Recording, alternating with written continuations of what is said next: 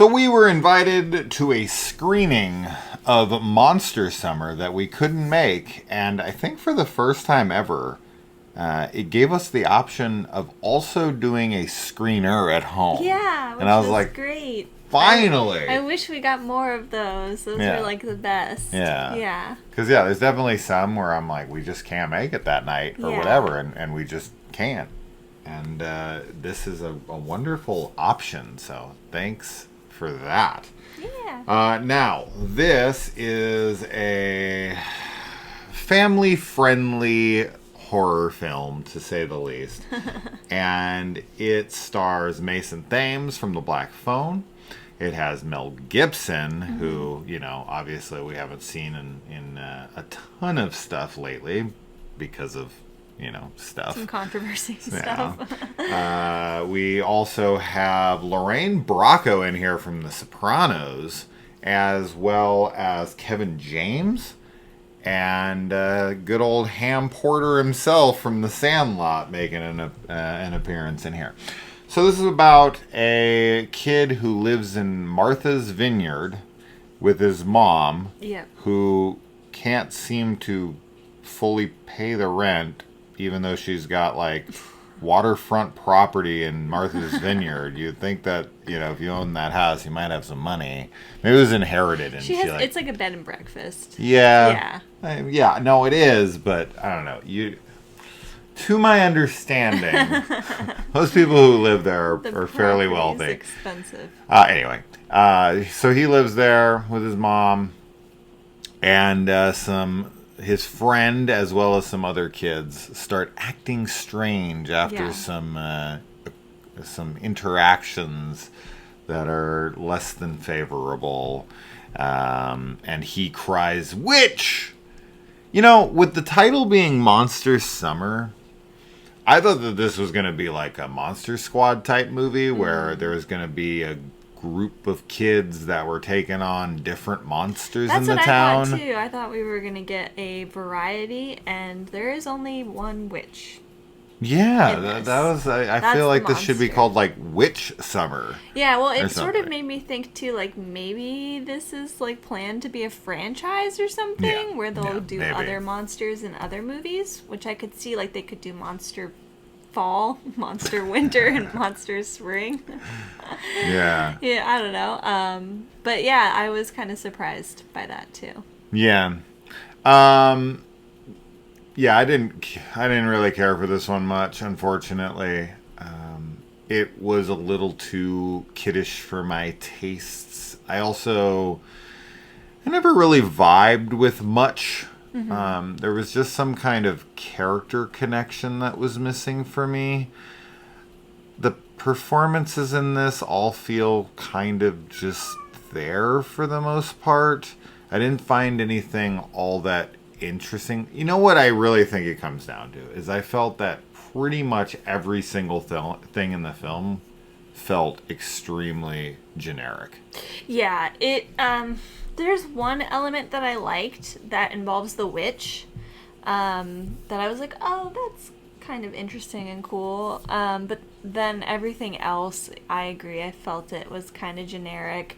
And it's funny because we always talk about how we want more witch themed horror movies, but I did not like the way the witch looked in this. I just thought, I don't know, I wasn't a big fan of it.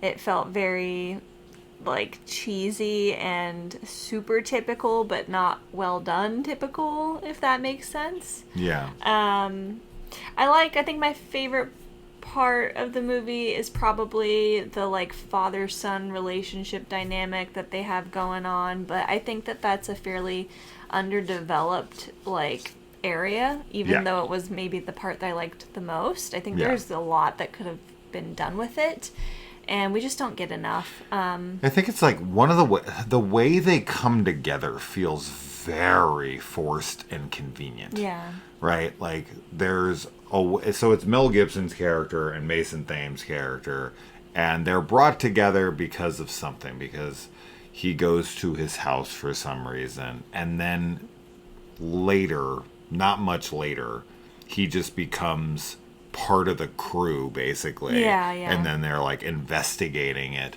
So it is like that mystery, the kids in the summer during, their break, or they're playing baseball, and then they're also trying to like solve crimes, and there's monsters running amok or whatever. This is very typical of stuff like Stranger Things or Super 8 or The Goonies, or that's what it's going for definitely. sure.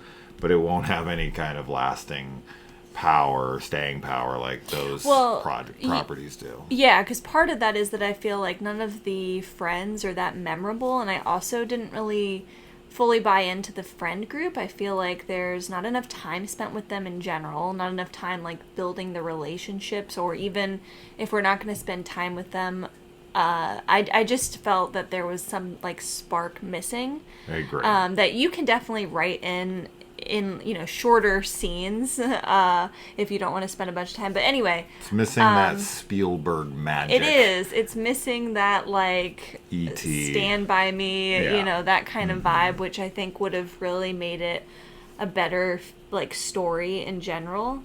But like, I mean, as far as like how the film looked and everything, I think we kind of already said it's very generic. It doesn't look bad. It's a competently made film. I think that this would be I think that like a younger audience would maybe like it more, but I don't know. We watched it with our kids. Pretty young audience. And I don't think they were like super into it. They were kind of like laughing and just not taking it that seriously, and not in like a good way. Not in like there's so many funny like memorable scenes and lines or something. So yeah, I mean, I could see some kids being into this. Like a younger crowd, because it's... Like, my kids are 11. Yeah, I'm thinking like 8-year-olds. Like 7 or 8. I don't even know what this is rated. PG-13, which I don't understand. That's kind of shocking. At all. I don't feel like it needs to be PG-13 at all. Honestly, I could see this being not G, PG, but PG for sure. I feel like it could definitely be PG. It's definitely like rocking on that edge of G and PG for me. Yeah, I think that the only reason I can see it being PG-13 is that there's some gun stuff that happens in the last act. So it's like violence, right? Yeah, but like there's no gore, there's nothing. It's just that there is a gun that is used. No. But yeah, in a very PG way. So yeah, I don't know. I didn't like it that much. Definitely, I'm glad that we didn't go out to the theater to see it. I'm glad we watched this with my kids. I am too, because I think it's a good indicator too. Absolutely. Yeah. Absolutely. Because sometimes, like, if we, I'm like 42 years old, and I'm like, maybe I'm out of touch. Well, but I mean, like, honestly, I don't think that super matters, because I think that those films that really capture childhood are timeless, and people of all ages can relate to them. So it doesn't really matter if you're a kid or an adult when you're watching them, and this movie doesn't do that for me at all. There's such a magic to, like, the perfect family movie, the perfect, like, movie with kids, right? The Goonies typed movies.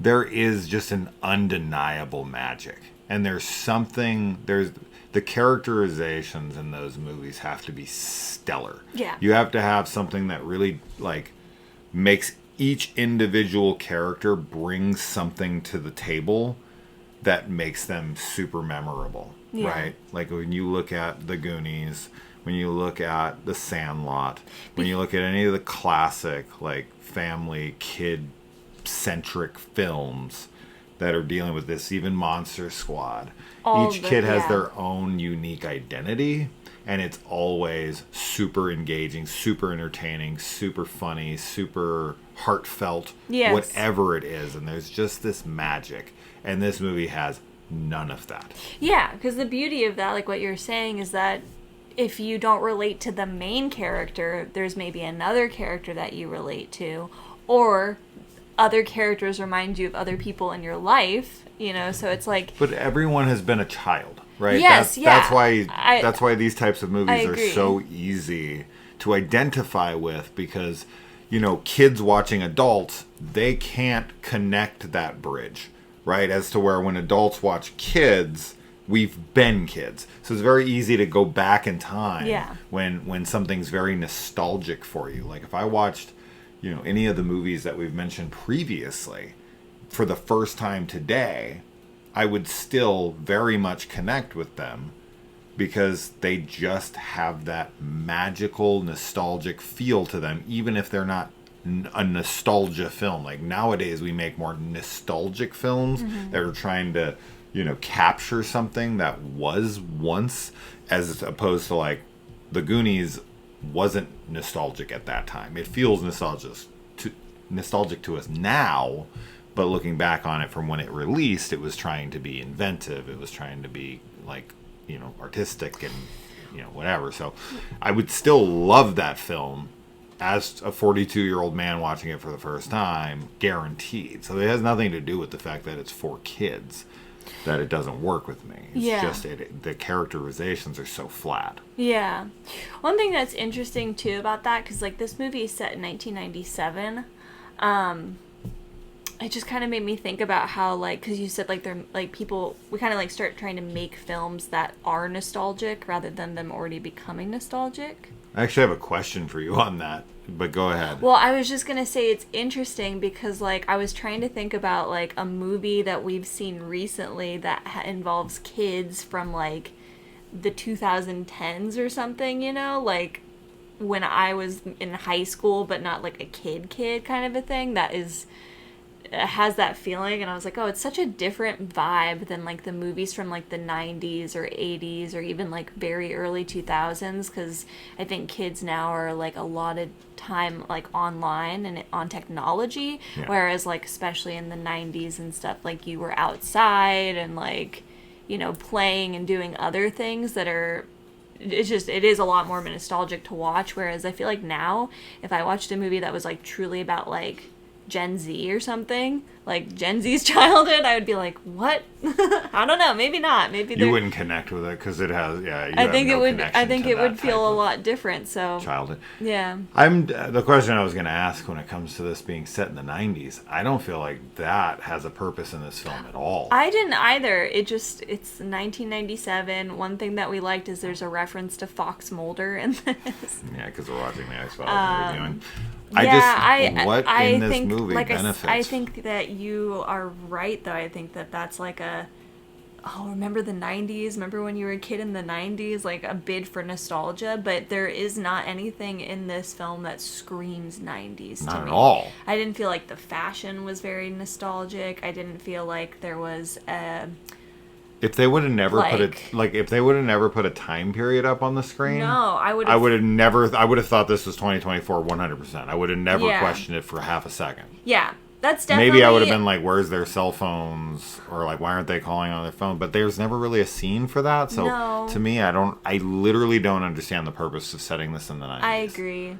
That's definitely a pet peeve of mine because I really like when people do time period like accurate films, and like now especially like in the 90s, I think you can definitely like build costumes around that and like really build up the time period with like seeing stuff that's on TV or like, I don't know, like, this music and different things in the pop culture that would be like, oh yeah, like this is the 90s, like, and that feels really immersive when films do that, but this doesn't do that at all. So. I'm kind of the target audience for this too, right? Because this is 97. I was 15 years old in 1997. These kids are supposed to be like 14, 15, somewhere in that area. So like I'm supposed to be like, oh my God. Yeah. Like that was what I was doing at that time. Exactly. That's the records I was listening to. That was the outfits I was wearing. That's like what was all the rage at that time. Blah, blah, blah. Right? So there was none of that going on here. And so it just really begs the question of like,